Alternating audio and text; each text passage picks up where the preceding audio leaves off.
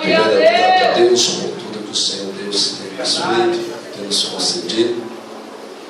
O Senhor já tem nos proporcionado muita graça, muita unção dele no decorrer deste culto. Deus sempre vai ter uma providência para derramar sobre a minha e sobre a tua vida. Uma coisa que Deus não permite é que nós venhamos à casa dele e saiamos da mesma forma, da mesma maneira. Deus sempre trabalha para mudar o rumo da história. Deus sempre está trabalhando para mudar a situação. Você pode até entrar na casa do Senhor, aleluia, sem nenhuma esperança, mas você sai convicto das bênçãos de Deus, daquilo que o Senhor tem reservado para a tua vida. Marcos capítulo de número 5, acompanha comigo a leitura da palavra do Senhor, a partir do versículo 1, que diz assim: Entremente chegaram a outra margem do mar, a terra dos Gerazenos.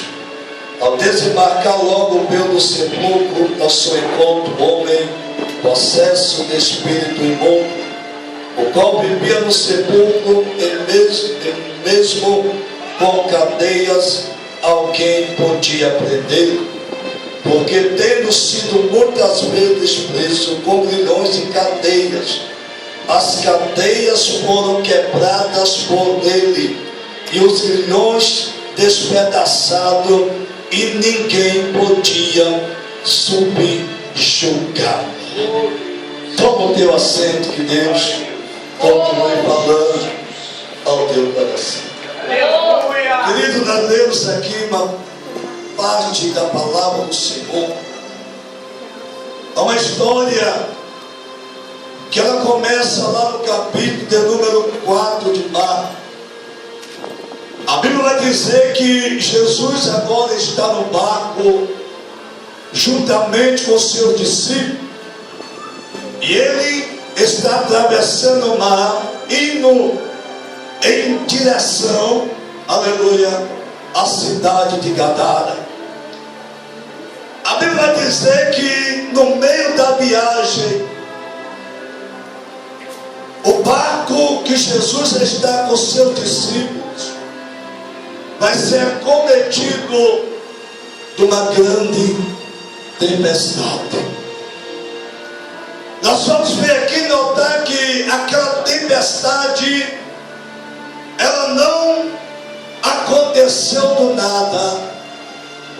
Aquela tempestade, ela não surgiu por um acaso.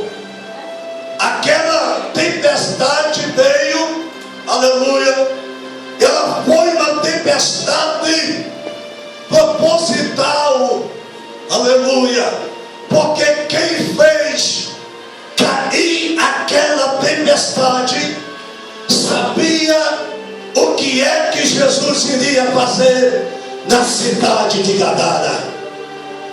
Ele sabia o que é que Jesus ia fazer quando chegara ao outro lado do mar. Nós vamos ver que aquela tempestade foi uma manifestação maligna para impedir Jesus de chegar do outro lado. Você vai observar, querido, que quando você se levanta e coloca um propósito diante de Deus, a primeira coisa que acontece são as dificuldades que não se levantaram na sua mente. Ela mantém glória. E elas são propositais para te levar a pensar que você não pode concluir esse teu propósito, que você não pode concluir esse teu objetivo.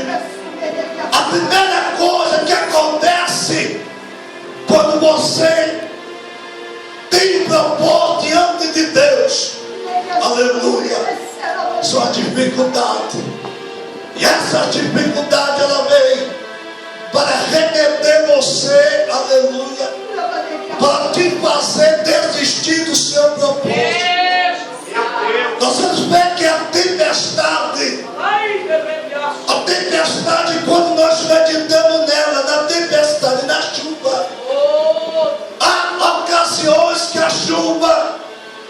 pensa.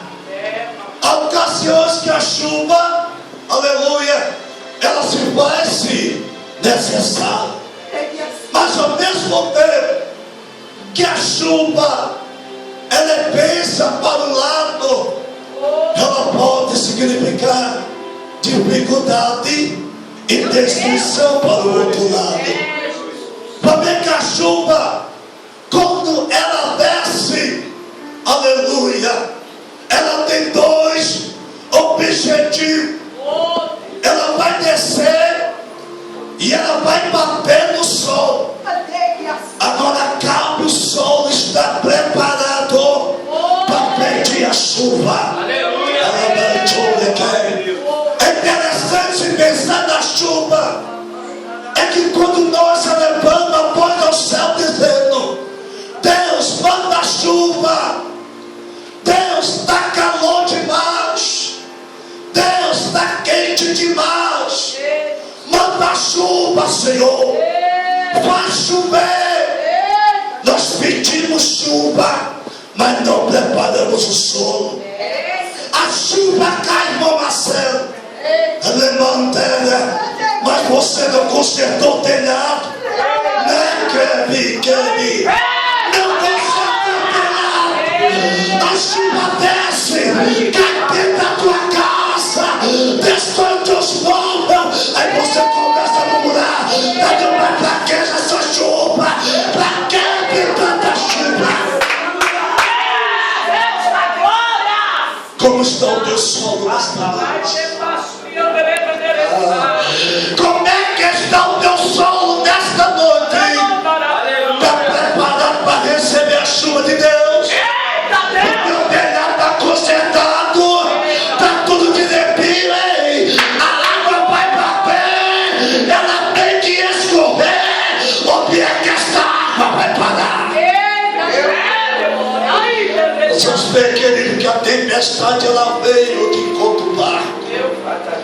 E o barco, interessante, que quem estava no barco era Jesus e os seus discípulos. Jesus e os seus discípulos estavam no barco. E a tempestade veio de encontro ao barco que Jesus está. Querido, Deus está com a sua igreja. Deus, Ele está com o seu povo. Mas isso não nos impede de sermos acometidos pelas tempestades. Mesmo Deus estando dentro do barco, a tempestade, ela vem, aleluia, e ela tem um propósito. Mas quem está dentro do barco também tem um propósito no meio daquela tempestade. A tempestade, ela serviu para dar uma grande lição para os discípulos.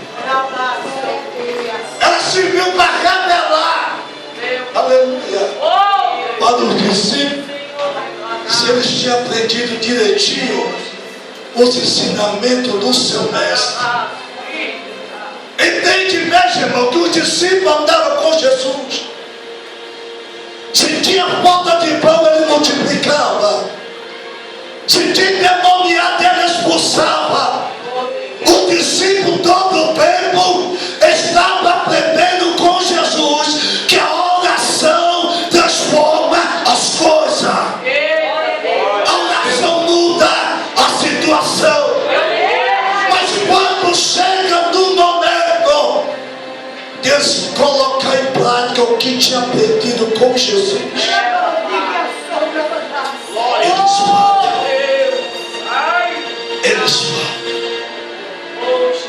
Querido, eu imagino Jesus com os discípulos naquela ocasião, e vendo o desespero deles diante daquela tempestade que estava levando um barco a pique ao naufrágio.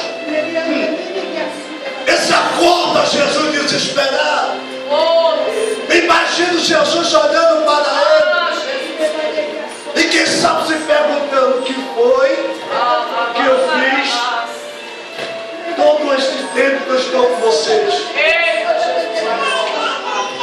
que foi que eu fiz todo o tempo que eu estive com vocês? O que foi que eu ensinei?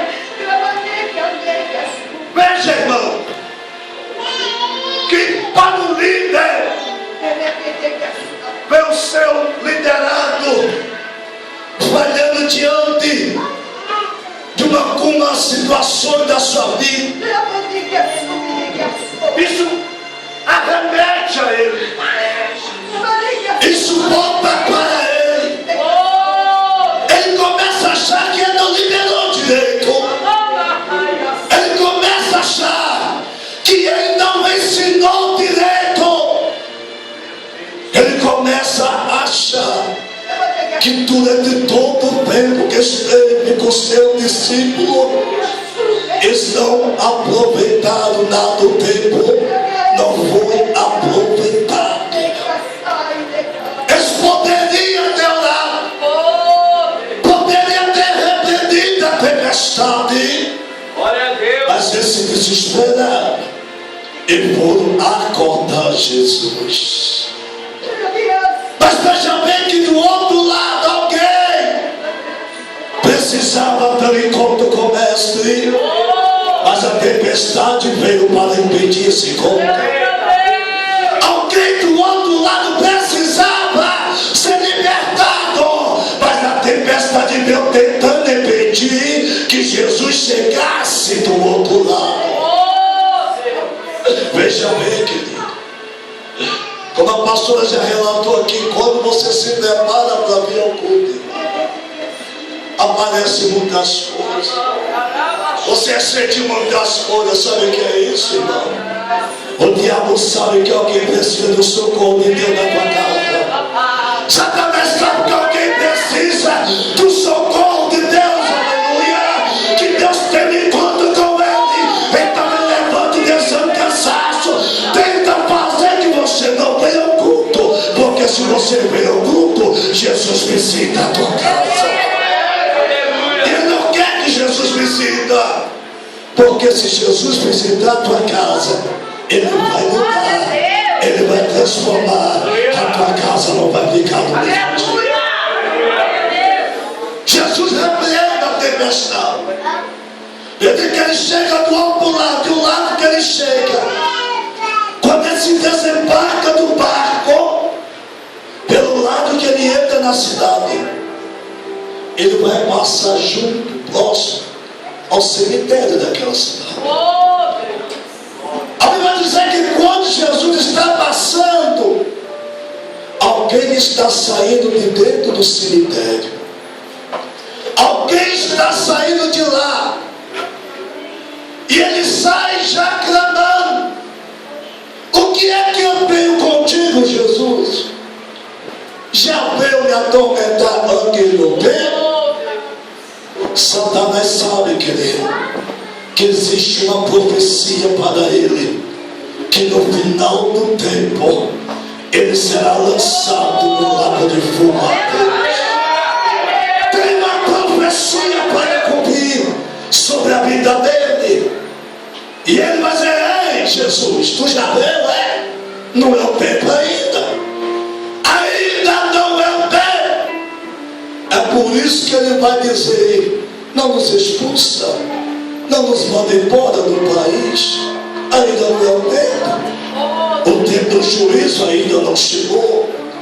Mas o interessante é que a Bíblia vai dizer que este homem, irmão, que está saindo do cemitério, ele era um homem possesso por demônio, e o demônio usava ele de tal violência que era necessário as pessoas amarrar ele com correntes, com cadeias, com cadeado. Agora veja o perigo que esse homem representava para a sociedade. Aquele homem não podia andar livremente na cidade, porque quando ele estava na cidade, ele trazia prejuízo na cidade, ele parava a cidade, toda a cidade parava em vista daquele homem das manifestações violentas que o diabo usara.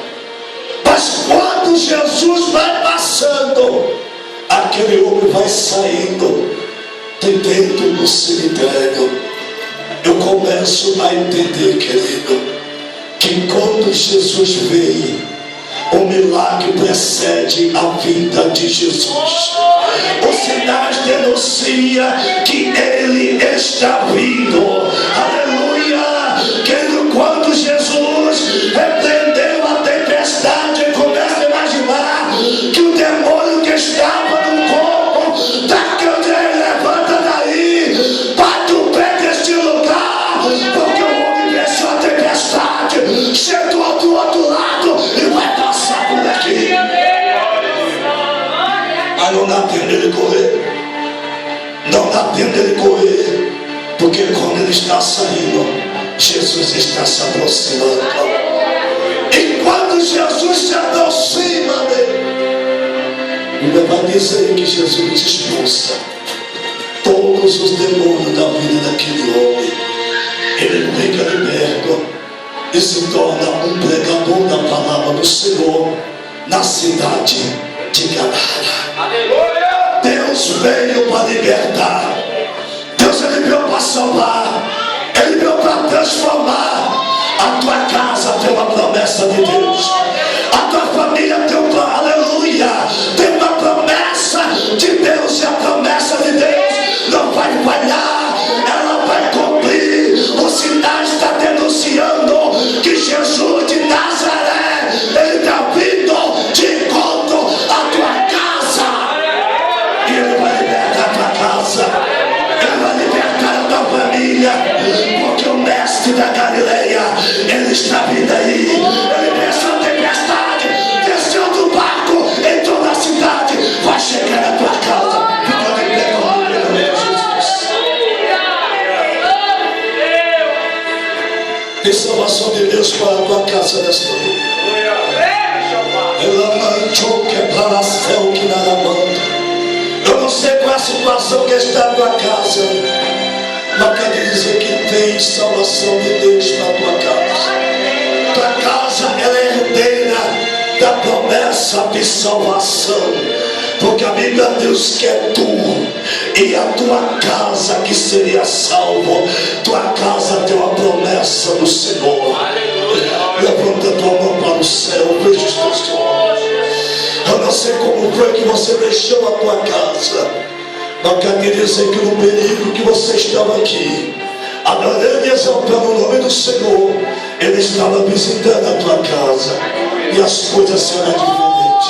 Levanta a tua mão para o céu. Deus, no nome de Jesus Cristo, Pai, eu quero entregar nas tuas mãos, meu Pai, a vida dos teus filhos, Senhor, que nesta noite venceu as tempestades da vida. Aquelas tempestades, ó Deus, que veio para tentar impedir que ele chegasse neste lugar. Deus, que nesta noite o Senhor possa ir de encontro a cada casa, a cada lar, a cada família representada